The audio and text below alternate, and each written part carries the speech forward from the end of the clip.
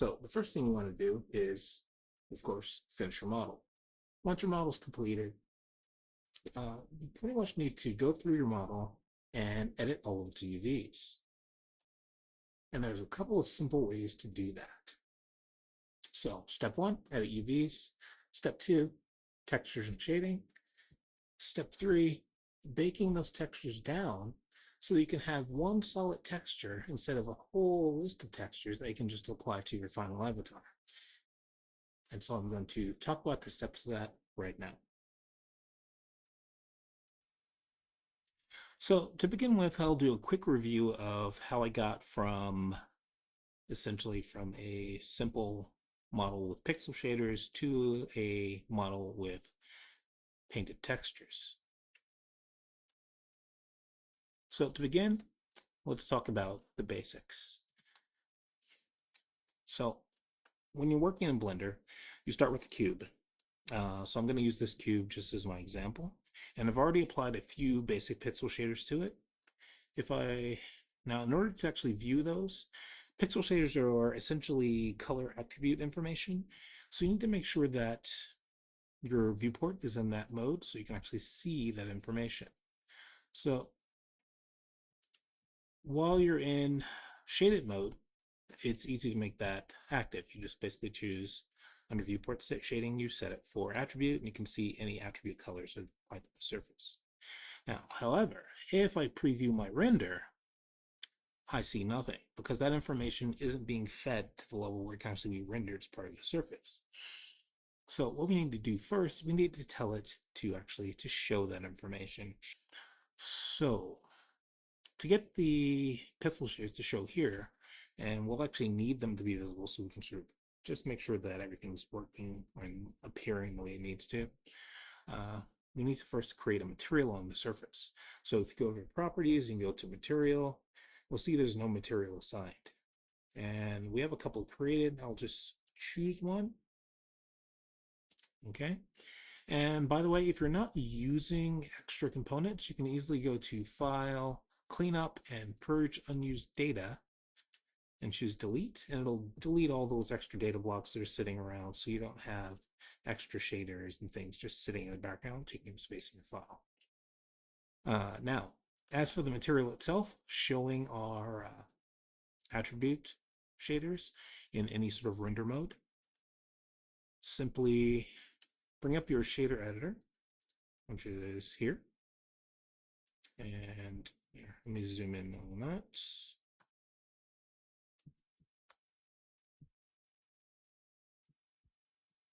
Okay, so if I go to my shader editor, it's a little too zoomed. So choose my shader editor, which is here. And now we need to add input and not attribute, but color attribute. Okay. And then link color to base color. And then boom, we can see our pixel shading as the render roll shader. It's now giving us a nice render preview. So now this is something you can render, but we also need to be able to bake it out. Now, even though it looks great on the surface, within the UVs, it may not look so great. If we go with the model selected, we go to our UV editing mode, we actually see that the UVs are very, very, very twisted and overlapping. So even if we do get a texture out of this, it's going to be very difficult to manage outside of this program anyway. And most likely, if you actually do create a texture based on this, it's going to create a nice blobby mess in a 2D texture versus what's going on with the pixel shaders, which are not paying any attention to the UVs at all. So whenever you're working with any model, you want to make sure that you go in and edit your UVs and lay them out flatly and proportionally. They don't necessarily have to all be the same size for the different sections, but sometimes it makes it a little easier to paint your textures if they are the size you need them to be. But some of them can be super small.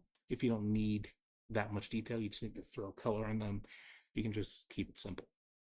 So in this case, we need our UVs to basically be laid out perfectly. And so we've got this nice cube.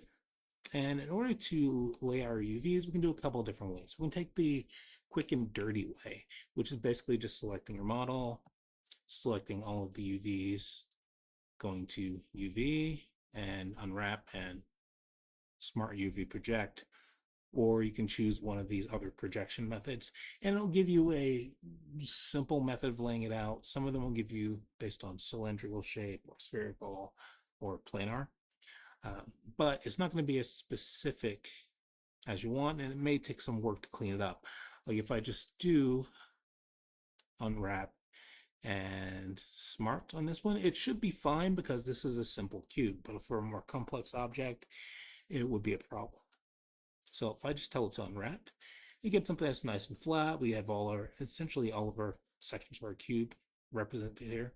But if this is a character that you worked on, you may have a lot more pieces, and which can become problematic when it comes to painting out your textures. Because then maybe you'll have a piece of a hand over in this corner and the other part of the hand down here, or a finger here, because it'll chop it up based on different camera views, not necessarily based on the surface itself.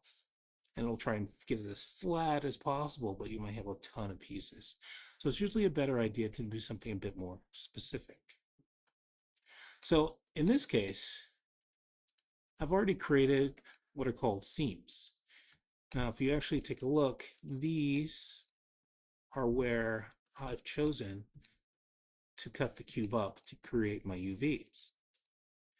And as I said, this is a very simple object, so it's very easy to figure out how you want to cut this up, if you choose to cut it up at all.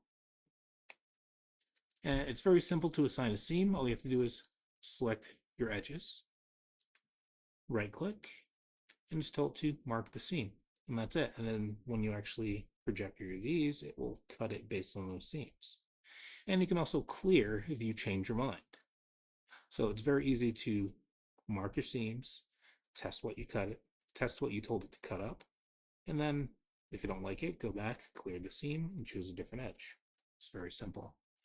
So in order to actually have it display what the result's going to be, select all, and then come over to your texture UV editing window, and again select all, and then go to UV unwrap. But instead of choosing smart, we're going to choose unwrap using minimum stretch, or you can choose one of these other formats. They'll all do a slightly different thing, but I usually do minimum stretch, and then I try to clean it up if there is some extra stretching there.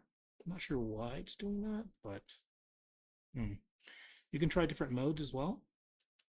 You can try angle, so angle based.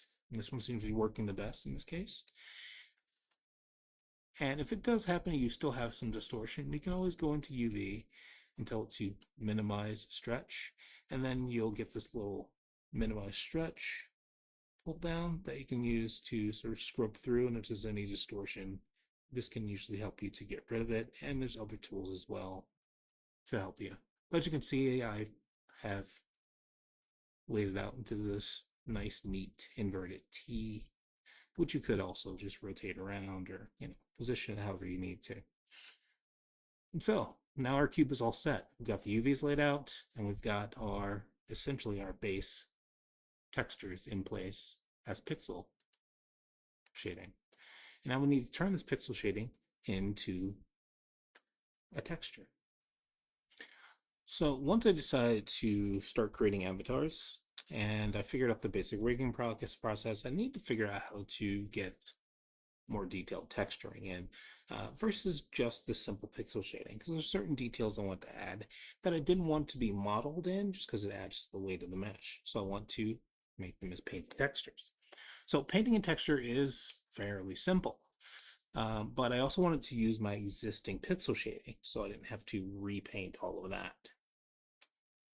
So the simplest way to do that was to essentially bake it. And we bake it by using cycles. How to get the cycles? In Blender, all you have to do is go to Render, under Properties, switch your render engine to Cycles. Okay? Now, by default, it's going to be a little pixely because it's basically the default settings. Leave it. Just try to save memory while you're working. But you can also denoise it to help clean up what you're seeing on screen. And you can also come in and go to performance, and under performance you can activate pixel size and select 1 pixel, and it'll give you a nice sharp image on screen. Of course, it's going to eat up a few more processes while you're working, so do so at your own risk.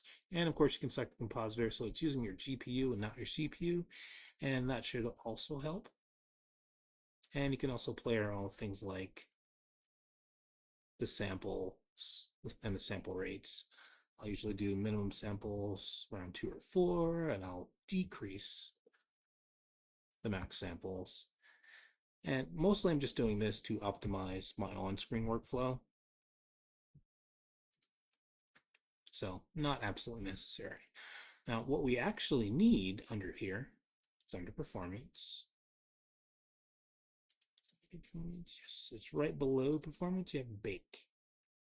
So cycles, set your device to CPU if you can. Run down to bake, and this is where we need to work to convert our pixel shading into physical textures. So usually you want to set the bake type to diffuse so that we just get what's on the surface. We don't necessarily need the effect of the lighting or the shadows or anything like that right now. If we want those things, we can actually bake those out separately, and then we can combine them separately so we have more control over the final output. But I'm just going to do the base color for this example. Okay, so we've got a material already applied.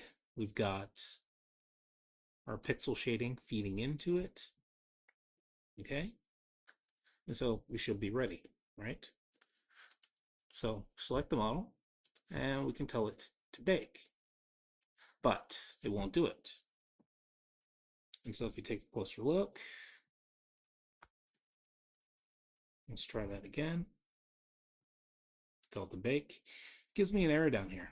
No active image found in the material. Okay, so no active image found in the material. That means it doesn't see an image or a texture that it can write to yet. So we need to actually create one. So with your model selected, switch yourself into texture paint mode. And we'll bring up your model already selected and ready for you to paint on it. So you could just start painting something right now. But we want to actually use your existing textures and shaders, correct?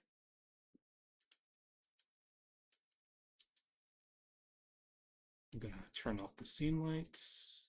Oops, a little more space here. Turn off the scene lights, turn off the door lights. Okay, so we wanted to actually use the colors that are already applied to it, pencil shading.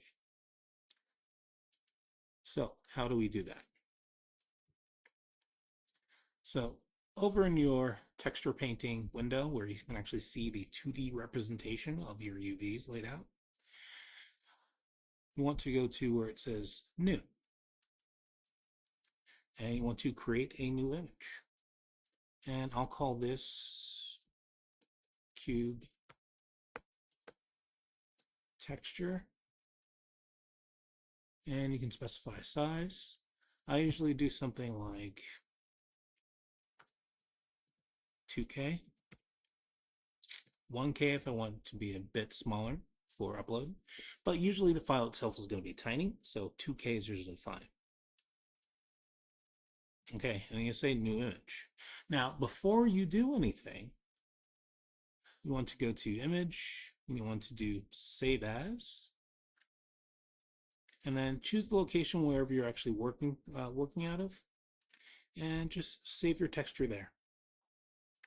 Make sure it's someplace that you know. Let's say, like if you're working on a specific character, make sure you save it in the folder with the character so you know exactly what the texture is. Okay, and so that's the first step. Now we can go back to our layout, and we need to come down here into the shading editor, and we need to attach essentially that texture to our shader, or at least make it aware that the texture exists. And we'll do that by Shift A or Add texture, and we want to do not image sequence, but image texture. And we'll just drop that in here. We don't need to connect it. We can just drop it in. It doesn't have to be connected to the surface at all. We can still leave our color attributes connected to the surface. This doesn't have to be connected to anything at all. Okay. And then within that node, we click on open and we browse to the texture that we created. So this is my cube texture. I'm going to open that. Okay. And so now that has that texture loaded and it's associated with this material. So if I go back to cycles with my model selected and I tell it to bake now it bakes. And at the bottom, it'll give you sort of a little percentage to keep track of the baking. That baked pretty fast, so I didn't even get a chance to show you. But if we go back to our texture paint, you can actually see we now have a copy of our texture on the surface. And if we check in our folder with our texture, now you see that's still black, and that's because where it baked it to is it baked it into memory essentially within Blender.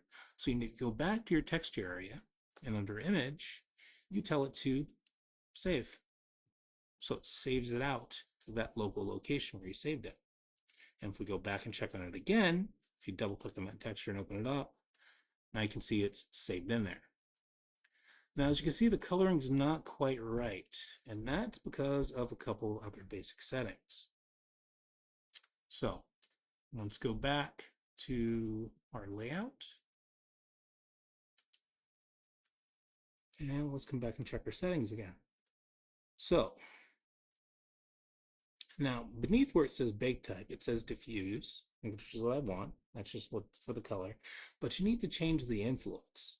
We don't want the lights to affect it at all. We just want the basic color. So uncheck everything except color. And now with the model selected again, I choose to bake.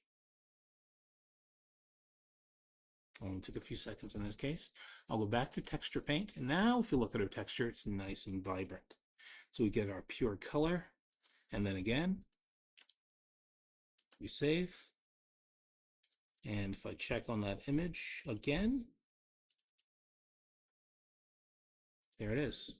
There's our perfect texture, including alpha. So anything outside of the UV area will appear as transparent. Okay. So now that we have our texture save out, what if we want to make changes to our texture? So we can easily just come in and start painting. Choose different color brushes. You can go to your settings for your tools over here, which is this first icon, the tool icon. And you can change symmetry and add different effects to the brush, all kinds of things like that. You can change your brush, switch to an airbrush, change the size, use various effects. You can do all of that. Now, the question is, why don't I see anything happening on my model? We don't see anything happening on the model because we're painting the texture, but the texture is not what's currently feeding into the model. So if you actually actively want to see the changes you make to the texture on the model or paint directly on the model and see the changes, you need to make sure you update your shader so it's actually using the texture for the render instead of the pixel shading. And that's as easy as going back to your shader editor, clicking on the little dot next to color and dragging it over and connecting it into our principal shader as the base color. And right away you can see it's showing the changes that were made to the texture. And if we go back into texture mode, I can choose different colors. I can press X to switch to the color that was the secondary color that was set for it. So I can maintain my original color. And I can come in and I can start painting that directly on the surface. Of course, you can do this with mouse or stylus. Just depends on how you prefer to work. And there is no erase mode here.